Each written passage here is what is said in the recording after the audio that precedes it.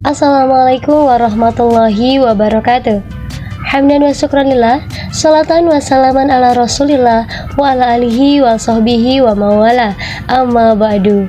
Yang terhormat kepada Ibu Fitri Nur Aini MPD selaku dosen pengampu dari mata kuliah pembelajaran biologi dan bumi antariksa, dan tak lupa kepada rekan-rekan sekalian kelas 3 APGSD yang saya cintai dan saya banggakan.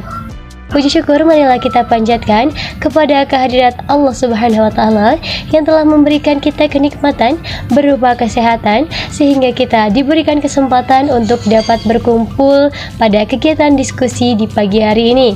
Salawat beserta salam semoga selalu tercurah limpahkan kepada junjungan kita Nabi besar Muhammad SAW, kepada keluarganya, para sahabatnya, dan kita semua selaku umatnya. Baik, izinkan saya untuk memperkenalkan diri. Saya Farah Firdausa Muhtar dengan NIM 2000055 dari kelompok 2 dan dari kelas 3 APGSD. Di sini saya akan moderatori kegiatan diskusi pada sore hari ini. Baik, di sini kami akan menjelaskan tentang pembelajaran struktur dan fungsi organ pada hewan. Baik, izinkan saya memperkenalkan anggota kelompok 2. Ada saya sendiri, kemudian ada Frida Febriani, lalu Kiki Fitriani, Kinanti Anissa Lestari, dan Maitsa Sajida.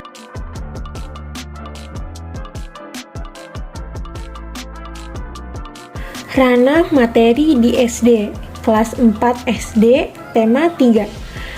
Peduli terhadap makhluk hidup.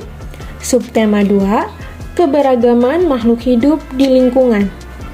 Kompetensi dasar yang pertama, menghubungkan antara bentuk dan fungsi bagian tubuh hewan dan tumbuhan. Yang kedua, menyajikan gambar bagian-bagian organ tubuh hewan. Di sini saya akan menjelaskan mengenai ranah materi IPA di sekolah dasar. Pada kelas 5 SD dengan tema 1 yaitu organ gerak hewan dan manusia, dengan subtema 1 organ gerak pada hewan. Kompetensi dasarnya yang pertama, menjelaskan alat gerak dan fungsinya pada hewan dan manusia, serta cara memelihara kesehatan alat gerak. Yang kedua, membuat model sederhana alat gerak manusia dan hewan. Yang ketiga, memahami gambar cerita. Yang keempat, membuat cerita.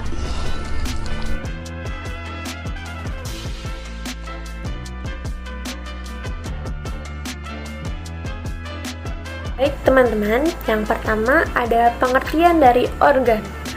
Organ merupakan kumpulan beberapa macam jaringan yang berbeda dan membentuk satu kesatuan untuk melakukan fungsi tertentu.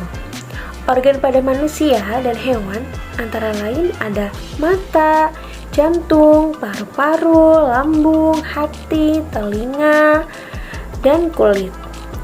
Setiap organ memiliki fungsi tertentu. Sekarang di sini saya akan menjelaskan mengenai organ gerak. Apa sih organ gerak? Nah, organ gerak adalah alat-alat gerak pada makhluk hidup yang berfungsi untuk berjalan, berlari, melompat, berenang, serta gerakan lainnya. Nah, organ gerak ini terbagi menjadi dua, ada organ gerak aktif serta organ gerak pasif. Nah, organ gerak aktif merupakan organ gerak yang bisa secara aktif bergerak. Aktif di sini maksudnya tidak memerlukan organ gerak pasif untuk bergerak secara keseluruhan atau dinamis. Tetapi kekuatannya sangat terbatas sehingga harus difungsikan bersama dengan organ gerak pasif agar dapat bergerak dengan lebih baik, bertenaga, dan terkoordinir. Organ gerak ini adalah otot dan seluruh urat yang menempel pada kerangka dan tulang sehingga tubuh bisa bergerak secara dinamis. Kemudian yang kedua ada organ gerak pasif. Nah, organ gerak pasif ini dapat didefinisikan sebagai pondasi dari tubuh hewan. Organ gerak ini sebenarnya bersifat statis dan memerlukan organ gerak aktif untuk bisa benar-benar melakukan pergerakan. Tetapi secara praktis, organ gerak pasif juga memiliki peran mendasar. Pertama, sebagai tempat melekatnya otot, kemudian kedua, berfungsi melindungi organ dalam yang lunak, dan terakhir menopang dan membentuk tubuh. Organ gerak pasif adalah kerangka dan seluruh tulang di dalam bagiannya.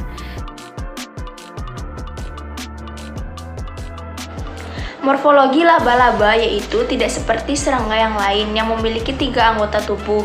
Laba-laba hanya memiliki 2. Segmen anggota tubuh depan disebut cephalothoraks atau prosoma, yang sebetulnya merupakan gabungan dari kepala dan dada atau disebut toraks. Sedangkan segmen anggota belakang disebut abdomen atau perut atau opistosoma. Sela cephalothoraks dan abdomen mempunyai penghubung tipis yang dinamai pedicel atau pedicellus.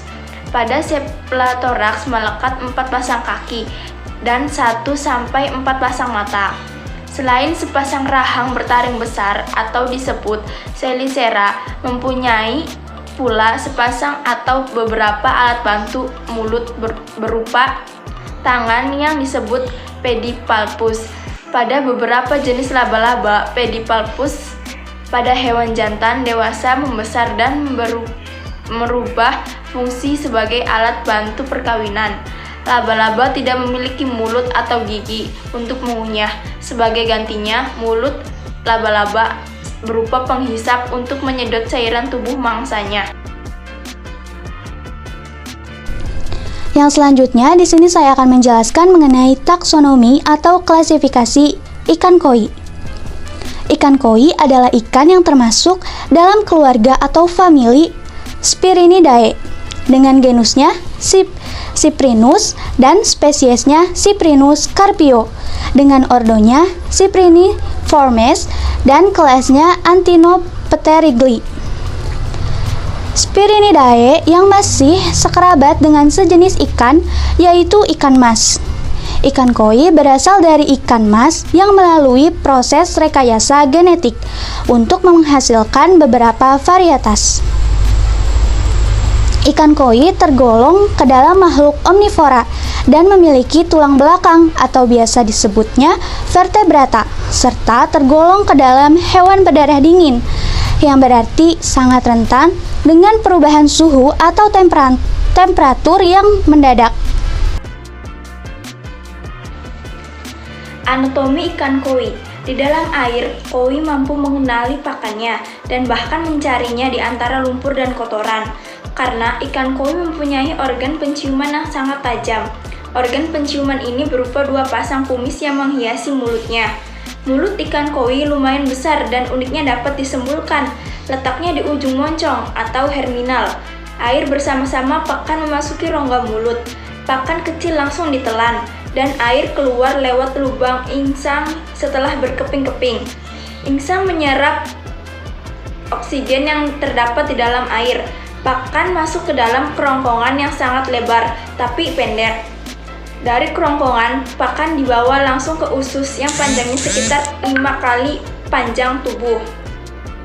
Di dalam tubuh ikan koi, terdapat gelembung yang berguna untuk mengatur keseimbangan tubuh di dalam air. Di depan sirip anus terdapat lubang anus yang mempunyai berbagai fungsi. Pada lubang anus ini sesungguhnya terdapat juga lubang peranakan yang berhubungan dengan gonade, yang menghasilkan sperma pada jantan dan sel telur pada betina. Baik, selanjutnya di sini saya akan menjelaskan mengenai anatomi eksternal dari ikan koi, di mana eksternal sendiri merupakan bagian luaran. Seperti yang telah tersaji dalam PowerPoint ataupun video, ada sebuah gambar dari ikan koi, di mana ada beberapa anggota bagian luarnya, seperti sirip. Sirip dari ikan koi ini sendiri terbagi menjadi beberapa bagian, teman-teman, di mana adanya sirip punggung, sepasang sirip dada, sepasang sirip perut, sirip anus, dan juga adanya sirip ekor. Selain sirip, ikan koi di sini juga terdapat sisik, karena tidak semua ikan itu terdapat sisik ya teman-teman. Tapi ada juga ikan yang punya sisik seperti ikan koi ini, di mana sisik ini sendiri merupakan lapisan terluar dari kulit ikan. Dan sisik ini sendiri terbagi menjadi dua lapisan. Ada lapisan epidermis dan juga ada lapisan dermis, yang mana lapisan ini sendiri dilindungi oleh sebuah lendir atau biasa disebut dengan kurtikula. Seperti yang teman-teman tahu, ketika teman-teman memegang ikan yang bersisik pasti itu kan ada lendirnya. Nah, lendir itulah yang disebut dengan kurtikula. Selanjutnya ada mulut. Seperti yang kita tahu, pasti semua ikan juga punya mulut ya kayak teman-teman.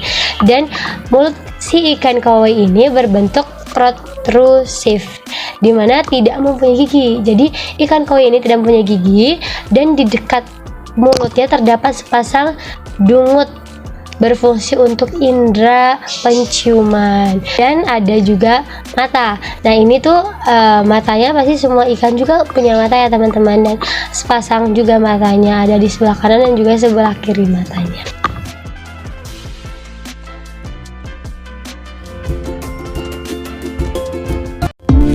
Nah, teman-teman semua, sekarang kami akan menjelaskan mengenai anatomi internal dari ikan koi. Yang pertama ada otot. Otot itu terletak di bawah lapisan kulit ya. Ada dua, ada otot gelap dan otot putih. Tapi karena di sini sudah terbelah ikannya, jadi ototnya tidak terlihat. Kemudian ada insang. Ini teman-teman, insang. Insang itu mempunyai sepasang, yang artinya dari sebelah kanan juga sebelah kiri ya teman-teman, di bagian kepala. Kemudian otak. Nah, otak ini terletak di belakang mata ikan, di sini. Kemudian ada ginjal. Nah, ginjal sih teman-teman letaknya ini ginjal. Ginjal ini memiliki dua, yaitu ada ginjal posterior dan anterior di bagian ini teman-teman. Kemudian ada jantung.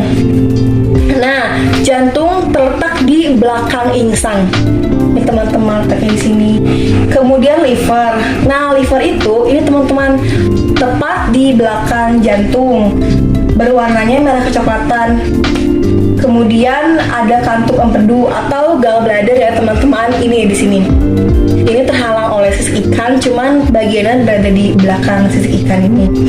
Kemudian ada saluran pencernaan. Ini teman-teman yang berkumpul di sini, terdiri dari lambung dan usus. Kemudian ada swim bladder. Swim bladder ini teman-teman gunanya untuk menjaga keseimbangan ketika ikan koi tersebut sedang berenang dalam air. Nah, yang terakhir ada gonad. Di sini teman-teman, gonad itu adalah organ reproduksi bagi ikan koi tersebut.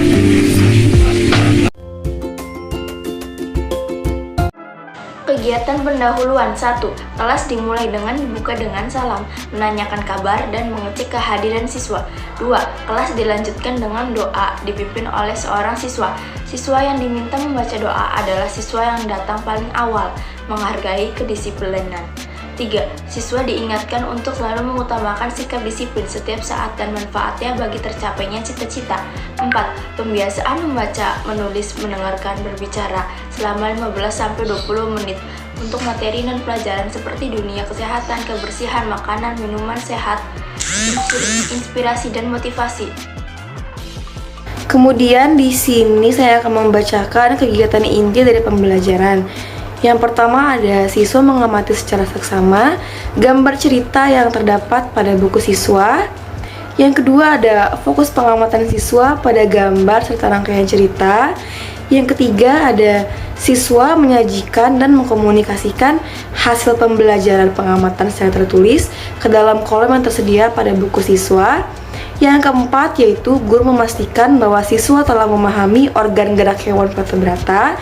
Yang kelima, setelah benar-benar memahami, guru meminta siswa membuat model sederhana organ gerak salah satu hewan vertebrata. Dan yang terakhir keenam yaitu siswa mencermati langkah-langkah kerja dan contoh yang ada pada buku siswa. Baik, di sini saya akan menjelaskan dari kegiatan penutup sebuah pembelajaran, melanjutkan dari apa yang telah rekan saya paparkan sebelumnya. Di mana yang pertama di sini siswa mampu, diharapkan siswa mampu untuk mengemukakan apa sih pembelajaran yang telah dilaksanakan pada hari ini, atau pembelajaran apa yang telah mereka dapatkan pada pembelajaran di hari tersebut. Selanjutnya, guru mampu untuk memberikan penguatan dan juga kesimpulan. Setelah melaksanakan pembelajaran, guru hendaknya memberikan penguatan kepada para siswa tentang pembelajaran yang telah dilaksanakan, manfaatnya apa, tujuan pembelajaran tersebut apa, dan berikanlah kesimpulan. Jadi pembelajaran hari ini tuh singkatnya tuh untuk apa dan tujuan positifnya dan hendaknya apa yang harus siswa dapatkan ketika telah melaksanakan pembelajaran tersebut, agar siswa tidak merasa dibingungkan ataupun pusing ya. Untuk selanjutnya, ada siswa diberikan kesempatan berbicara ataupun bertanya dan menambahkan informasi dari siswa lainnya. Jadi tujuan hal ini yaitu agar siswa mampu untuk mengemukakan pendapatnya, mereka menjadi berani dan mereka terlatih untuk dapat berbicara di depan umum. Mereka terlatih untuk menyampaikan apa yang mereka pikirkan dan mereka juga dapat mengemukakan pendapat di depan publik ataupun di depan umum tanpa adanya rasa malu ataupun rasa takut salah gitu ya teman-teman. Dan yang terakhir, adanya salam dan doa penutup yang dipimpin oleh salah satu siswa. Dimana mengapa harus dipimpin oleh salah satu siswa? Di sini kita melatih keberanian dan juga kepemimpinan, jiwa leadership anak-anak tersebut. Oke, jadi dapat kita simpulkan dari pematerian yang telah disampaikan bahwa dengan pengamatan secara sesama pada suatu gambar cerita serta membuat model sederhana mengenai organ gerak hewan, maka anak-anak akan lebih paham kiranya terhadap pembelajaran mengenai materi tersebut. Selain itu, organ gerak pada bagian tubuh yang hewan yang dilihatkan dalam kehidupan sehari-hari sehingga akan menimbulkan perasaan peduli terhadap berbagai jenis hewan. Jadi setelah mereka mengetahui tentang organ-organ hewan dan juga jenis-jenis hewan, maka mereka merasa akan menyayangi hewan tersebut dan tidak melakukannya semena-mena karena menganggap itu mah hewan. Jadi mereka menyayangi binatang seperti itu. Mungkin sekian yang dapat kelompok kami sampaikan. Kurang lebihnya kami mohon maaf yang sebesar-besarnya. Terima kasih atas perhatiannya. Mungkin selanjutnya akan disambung oleh moderator untuk sesi tanya jawabnya. Terima kasih. Wassalamualaikum warahmatullahi wabarakatuh.